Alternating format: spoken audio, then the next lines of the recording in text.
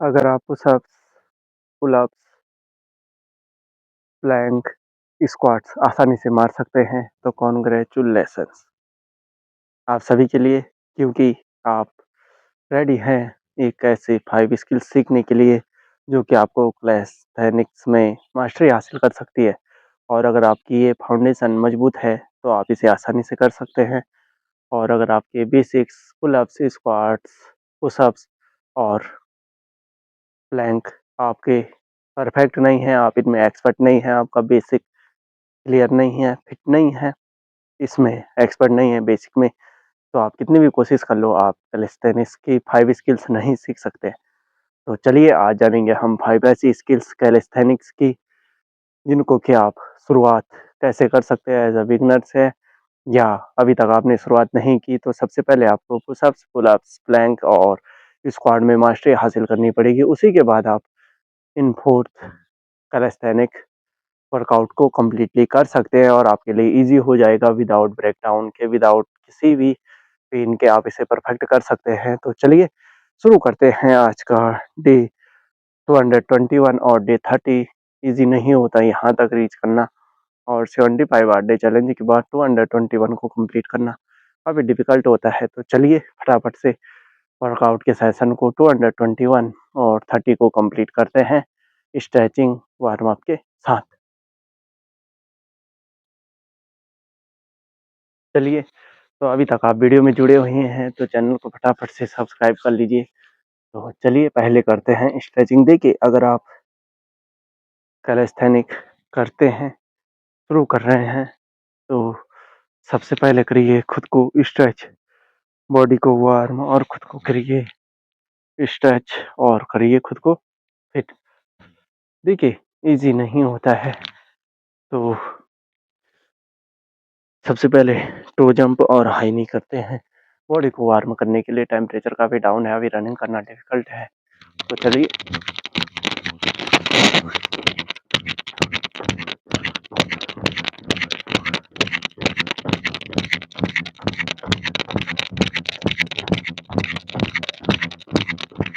देखिए, अभी तक टेम्परेचर डाउन ही है, काफ़ी दिक्कत भरा है और ठंडा भी काफ़ी है। तो पहले पहन लेते, ग्लव्स को वियर कर लेते हैं और करते हैं हाई नी। 1 3 5 7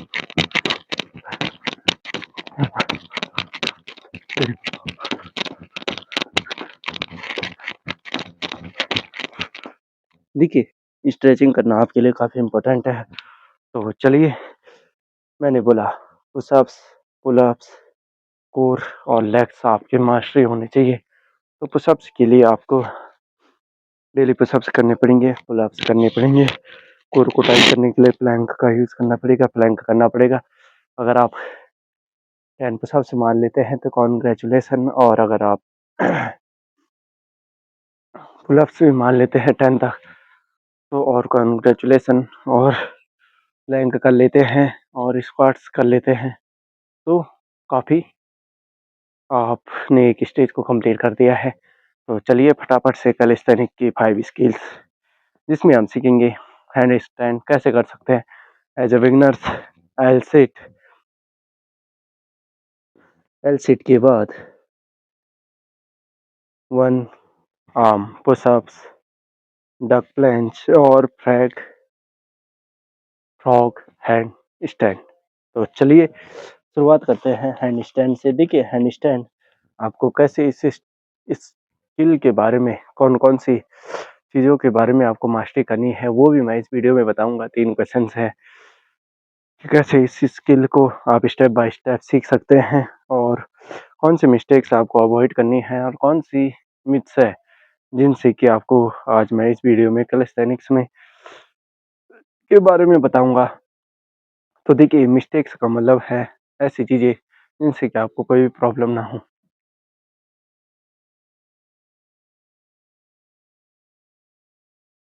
प्रॉब्लम ना होने का मतलब है कि आप वर्कआउट भी एज अ बिगनर्स के रूप में करें और खुद को फिट करें। तो चलिए सबसे पहले हैंड स्टैंड। अब देखिए, हैंड स्टैंड आपके शोल्डर्स, आपके हैंड काफ़ी मजबूत होने चाहिए और जब आप हैंड स्टैंड करते हैं तो मेन रोल होता है आपके शोल्डर्स का और हैंड्स का। अगर ये मजबूत रहते हैं, फिट रहते हैं तो आप इसको आसानी से कर सकते हैं। तो शुरुआत करते हैं हैंड स्टैंड को सीखने के लिए आपको करना पड़ेगा वॉल स्टैंड। तो फटाफट से वॉल की ओर चलते हैं। सिंपल सा, अब देखिए मैं तो रेगुलर रूटीन में रहता हूँ तो मेरे लिए काफ़ी डिफिकल्ट नहीं होता। तो करते हैं वॉल स्टैंड। देखिए मैं डेली करता हूँ, चलिए काउंट करते हैं 60 सेकेंड हो सकता है कि नहीं।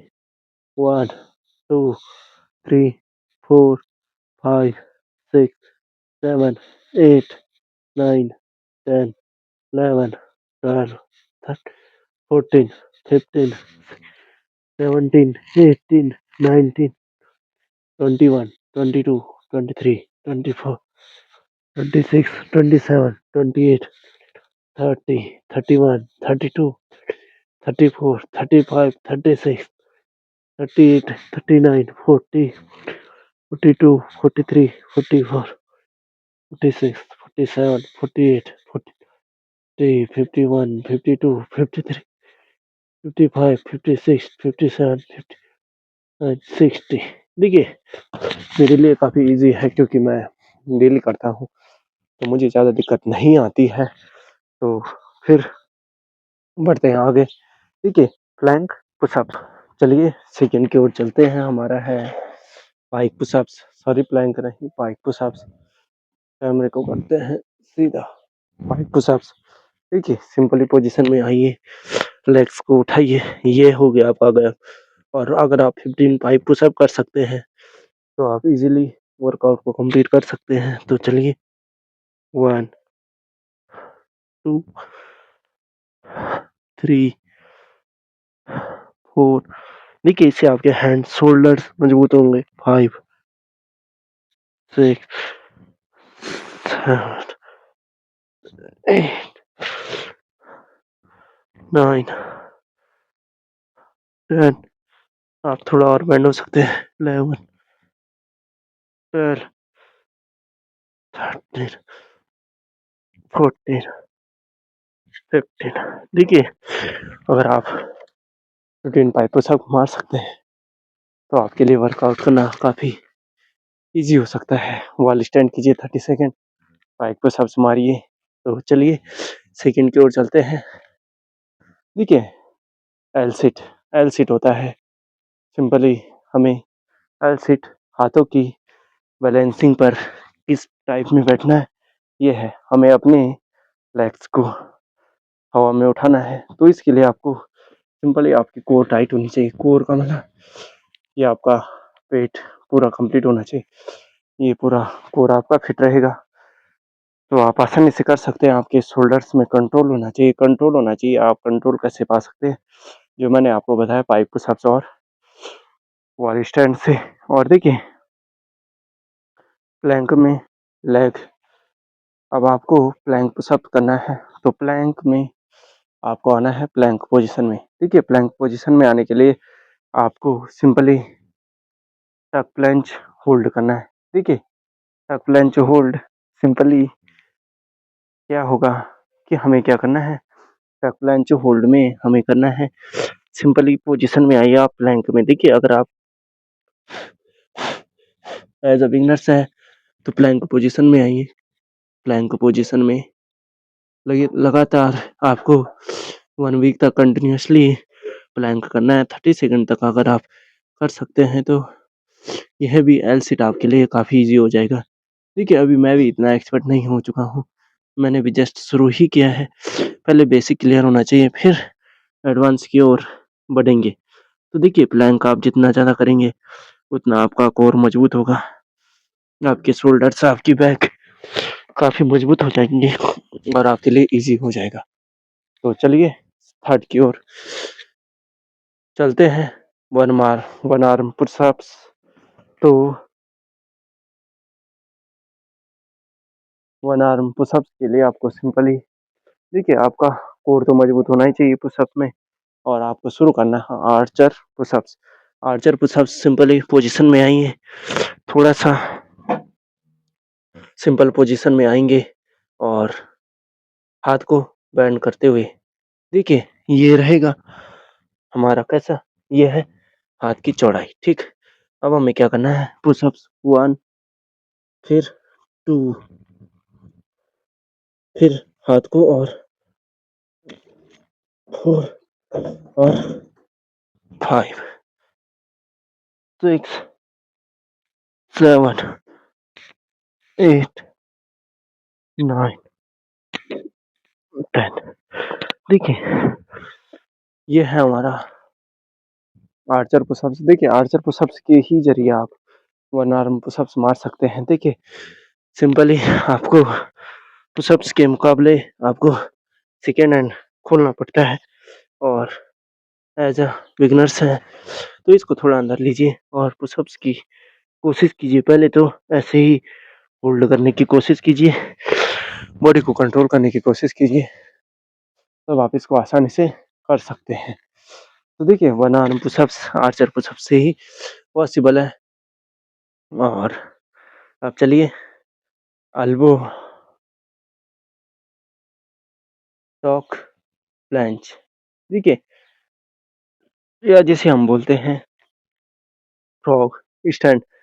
हाथों को इस प्रकार आपको ये पोजीशन में आना है, लेकिन उसके लिए आपको क्या करना पड़ेगा, अपना बैलेंस फॉर्म को फिट करना पड़ेगा और क्या करना पड़ेगा 10 पुशअप्स बॉडी बैलेंस करना सीखना होगा, तभी आप इसे आसानी से कर सकते हैं। देखिए मैं भी अभी स्टार्टिंग ही कर रहा हूँ, मैं भी आपको सिखाने की कोशिश कर रहा हूँ, मैं भी धीरे-धीरे शुरू करूँगा। तो चलिए वीडियो आज काफ़ी लंबी हो गई, 220 और 30 में आपको काफ़ी कुछ सीखने को मिला होगा। और चैनल पर नए हैं, चैनल को सब्सक्राइब नहीं किया है, तो फटाफट से चैनल को सब्सक्राइब कर लीजिए और बेल आइकन प्रेस कर लीजिए, जिससे कि आने वाली वीडियो नोटिफिकेशन आपको मिलती रहे। और वीडियो कैसी लगी? आई थिंक इन्फॉर्मेटिव रही होगी, काफ़ी कुछ समझ में आया होगा। देखिए बेसिक्स हमारे क्लियर होने चाहिए, बेसिक्स में मास्टरी करो, बाकी कोई चीज़ आसान, सारी चीज़ें आसान है। और कैलिस्थेनिक्स कोई हार्ड वर्कआउट नहीं है, बहुत ईजी वर्कआउट्स है, तो बस शुरू कीजिए बेसिक से और पहुँचिए एडवांस की ओर। Basic clear, advance clear. तो चलिए तब तक के लिए जय देवभूमि जय उत्तराखंड। धन्यवाद दोस्तों।